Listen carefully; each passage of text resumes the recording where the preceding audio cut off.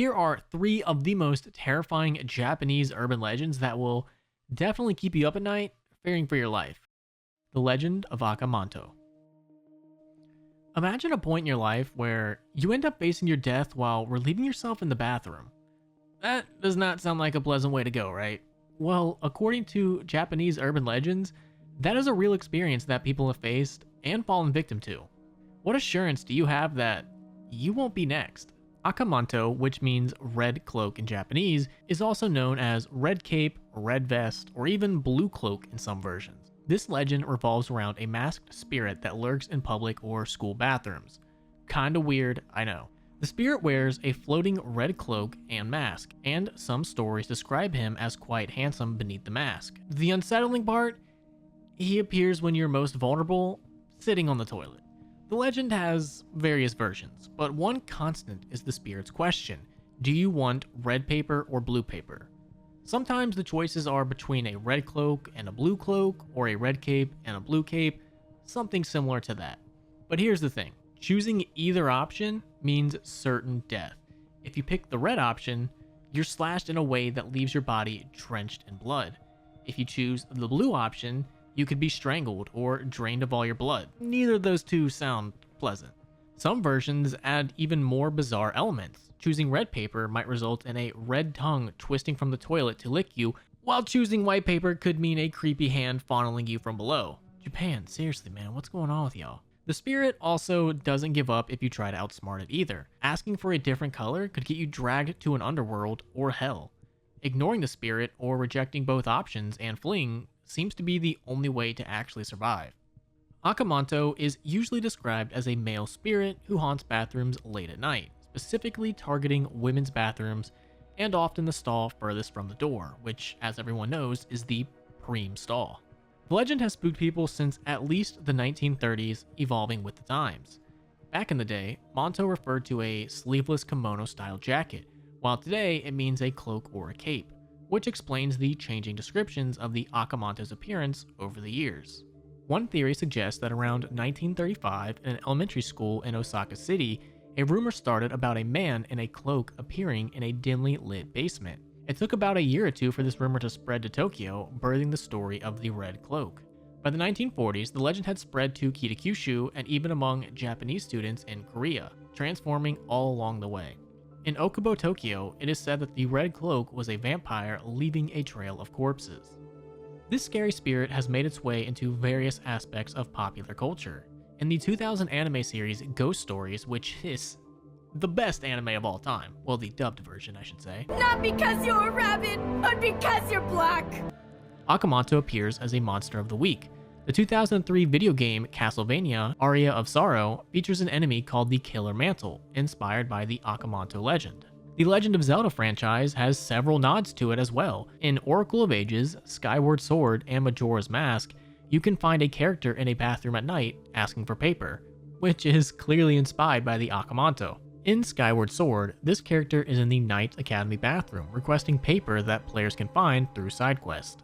In Majora's Mask, a similar eerie hand appears in a toilet, echoing the legend. The 2019 video game Akamanto by Chila's Art is directly based on the legend, letting players experience the horror firsthand. The legend also influenced the 2021 South Korean series Squid Game, where players choose between red or blue paper tiles in a deadly tournament, which could be a subtle nod to the Akamanto. The boss fight in the role-playing game World of Horror also features the Akamanto, yet again just proving this legend's enduring impact. What makes the Akamanto so scary is the setting. Bathrooms are a place of privacy and vulnerability. The thought of even being confronted by a malevolent spirit while alone in such a space is enough to send chills down anyone's spine. The legend plays on our fear of being caught off guard and the terrifying consequences of making a wrong choice in a moment of panic. The Legend of Kisarigi Station. Kisarigi Station first came to light on the Japanese internet forum 2channel. The story begins with a woman named Hasumi, who was on her usual train commute when things started to get a little weird. Her train, which was supposed to make regular stops, kept going without stopping for an unusually long time. She couldn't get in touch with the conductor or the driver, and as her unease grew, she turned to the forum for advice. Hasumi shared her experience in real time, describing how the train finally stopped at a station called Kisaragi Station, a place that didn't appear on any maps or schedules. It was an empty, unstaffed station, adding to the eerie vibe. Forum users quickly told her to leave the area immediately, since Kisaragi Station didn't exist in any known records. Despite the warnings, Hasumi got off the train and tried to figure out her next move. She wandered around the desolate station, attempting to find a taxi to take her home, but had no luck. She then found a phone booth and called her parents for help, but they couldn't locate her since Kisaragi Station wasn't on any map. As time passed, things got even creepier. Bells started ringing from the station, and an intensifying festival-like drumbeat filled the air. Spooked, Hasumi decided to walk along the railway tracks to find her way back home. But she encountered a strange, one-legged man who warned her not to walk on the tracks before vanishing into thin air. This bizarre encounter pushed her fear to new heights, and she fled to a nearby tunnel, injuring herself in the process. At the end of the tunnel, a friendly man appeared and offered her a ride. Despite the oddity of his presence in such a remote place at night, Hasumi accepted the offer. However, as they drove, the man's demeanor slowly changed. He became silent and started muttering gibberish, which terrified Hasumi even more. She posted one last message on the forum, saying her phone battery was dying and that things were getting strange, before she decided to run for it. After that, Hasumi vanished without a trace. Hasumi's story quickly spread across the internet, captivating users and sparking countless discussions. Some people speculated that Kisaragi Station was an otherworldly place, possibly connected to the Enshu railway line in Shizuoka Prefecture. Others claimed to have seen the station in the Fukuoka Prefecture. Many believe Saginomiya Station might have inspired the legend. As the story gained traction, other posts emerged about escaping from Kisaragi Station and nearby fictional stations like Yami Station and Katasu Station. Photos supposedly showing Kisaragi Station were later identified as images of real stations, like Misadani Station and Nishiaoi Station. Stories often mentioned time distortions and malfunctioning GPS in the area, adding to the legend's mystique. An anonymous user even created the spot Kisaragi Station on Google Maps, allowing people to find routes to this fictional place. The idea that anyone entering Kisaragi Station would never return home caused a mix of fear and fascination. Over time, the legend of Kisaragi Station evolved from a tale of terror to one of adventure and romance. A post in 2018 described someone escaping thanks to a friendly conductor and local residents, shifting the story's focus from fear to the intrigue of traveling to another world. The original post didn't specify the kanji characters for Kisaragi Station, so it was often written in hiragana. Kisaragi Station's legend exploded in popularity, especially after going viral on Twitter. This led to numerous phone calls and emails to Enshu Railways, the company associated with the real train line thought to have inspired the legend.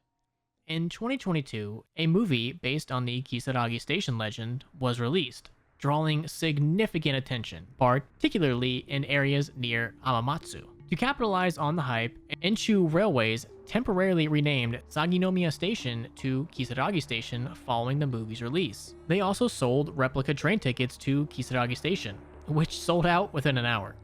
The station has since become a popular destination for fans of the legend, with Enshu Railways promoting it as the birthplace of the urban legend and hosting related events. Despite the legend's spooky themes, the area around Saginomiya Station today is bustling with activity and doesn't match the eerie, isolated setting described in the story. However, in 2004, when the legend first appeared, the station was darker and less developed, which might explain why it inspired such a chilling tale. The Kune Kune. The Kune Kune, which means wriggling body in Japanese, is a peculiar being that first popped up on the internet in 2001. Described as a slender, white, paper-like or fabric-like humanoid figure, the Kune Kune is typically seen in wide-open fields on hot summer days, especially around lunchtime. Its name comes from its unique behavior of constantly wiggling its limbs, almost like it's twisting and flowing in the breeze, even when there's no wind. Most alleged sightings of the Kune Kune happen from a distance. People might see it swing in rice fields, vast acres of land, or even, in rare instances, over the open sea. It's said to appear as a white, slender figure that stands out against the greenery of the fields. The figure's limbs never stop moving, giving it an eerie, almost hypnotic appearance. Interestingly, the Kune Kune seems to become visible only from afar. Field workers or others that get closer to it often don't notice its presence at all. But here's where it gets creepy. If you try to get a closer look, you might go insane. Some versions of the story say that if you touch or come too close, the Kune Kune will kill you. And staring at it from a distance for too long? Not a good idea either. Basically, if you ever see this thing, it's best to just ignore it and walk away. The Kune Kune legend started with a short horror story posted on the Japanese forum 2channel in 2001. The story was a hit, and soon others began sharing their own creepy tales, written as if they were real-life eyewitness accounts. This is very similar to how other internet legends like Slenderman and Hanako-san have spread. The Kune Kune quickly became a hot topic, with dedicated threads on 2channel's folklore and mythology board and occult board. Stories about encounters with the Kune Kune multiplied, each adding new twists and details. Eventually, the legend spilled over into other websites, and soon it was being discussed by occult writers featured in publications, and depicted in audio, images, and videos. This was posted on the internet in 2017, and the narrator of the story explained that when he was a child, he visited his grandmother's house once a year in Oban. He and his older brother would immediately run outside to play, relishing the clean, fresh air of the countryside. One hot summer day, they were running around the rice fields when the cool breeze that they had been enjoying suddenly turned into a warm, unpleasant wind. His brother noticed something in the distance, a scarecrow, or so they thought.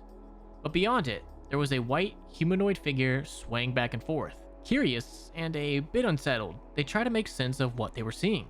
It had to be a new type of scarecrow, right? After all, there was no other explanation for something human-sized moving like that. But the wind had stopped, and yet the white figure continued to sway. Determined to get a better look, his brother ran back to the house and returned with some binoculars. Excitedly, he peered through them, but his expression quickly changed to one of horror. He turned pale and broke into a cold sweat and dropped the binoculars. His voice trembled as he told his younger brother that it was better to not know what he had seen. Despite the warning, the younger brother's curiosity gnawed at him. Just as he was about to look through the binoculars, their father rushed over, urgently telling him not to look at the white figure. Relieved that his son hadn't seen it, their father escorted him back to the house. Inside, the atmosphere was tense. His brother, who had looked through the binoculars, was now laughing like a madman, swaying back and forth like the white figure in the field. Their grandmother suggested that it would be best to leave the brother at her house, where he could live more freely without disturbing the neighbors back home.